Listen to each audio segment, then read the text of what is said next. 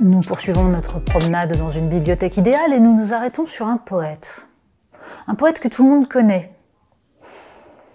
Les sanglots longs des violons de l'automne blessent mon cœur d'une langueur monotone. Bon, ça, ce sont des phrases qui sont restées dans l'histoire, et pour cause, elles n'ont pas servi qu'à la poésie, mais aussi à annoncer le débarquement. Pour autant, qui connaît véritablement la poésie de Verlaine, au-delà de ces quelques mots? En général, on ne connaît même pas la suite du poème. Verlaine fait pourtant partie des monuments de la poésie française. Pas seulement parce qu'il écrit à une époque où la poésie est en pleine effervescence. Il suit de peu Baudelaire. Ses relations avec Rimbaud, on les connaît, tumultueuses, terribles. Elles ont ruiné sa vie maritale, elles ont précipité sa chute dans l'alcoolisme, bref, une catastrophe absolue. Mais là aussi, c'est à peu près tout ce qu'on retient.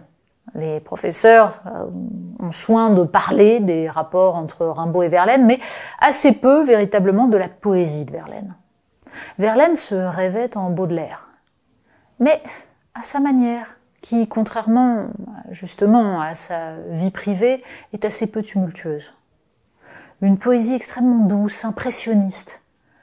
Là encore, c'est celle sans doute qui correspond le plus à l'esthétique de cette fin du XIXe siècle.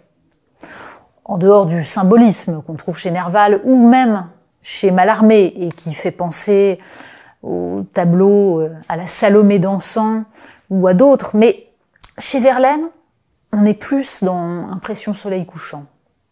D'ailleurs, c'est un des poèmes sans doute qui résume le mieux la poésie de Verlaine, qui l'incarne, les soleils couchants. Une aube affaiblie verse par les champs la mélancolie des soleils couchants. La mélancolie berce de doux chants mon cœur qui s'oublie au soleil couchant. Et d'étranges rêves comme des soleils couchant sur les grèves, fantômes vermeils, défilent sans trêve, défilent pareils à de grands soleils couchant sur les grèves. Et là, on voit une mélodie, le rythme qui nous emporte dans un paysage assez peu défini, très flou. On a parlé de la fadeur de Verlaine, parce qu'en fait, il n'y a jamais une sonorité qui accroche. En revanche, la musique s'accélère sur un rythme impair, parce que c'est ça qui fait la spécificité de Verlaine, de la musique avant toute chose, et pour cela préfère l'impair. Et puis, il y a la quête de rédemption chez Verlaine. Un séjour en prison, après avoir tiré sur son amant Arthur Rimbaud, a sans doute précipité cette recherche de Dieu et en tout cas de la paix. C'est son recueil Sagesse. Là aussi, on en a retenu quelques vers, pas la totalité.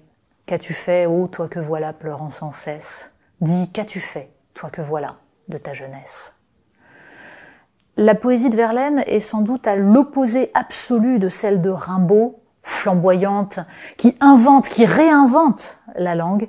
Celle de Verlaine se contente de nous en faire sentir toute la douceur, toute la mélancolie. Et il y a là quelque chose qui peut véritablement consoler tout être humain à tout moment de la vie.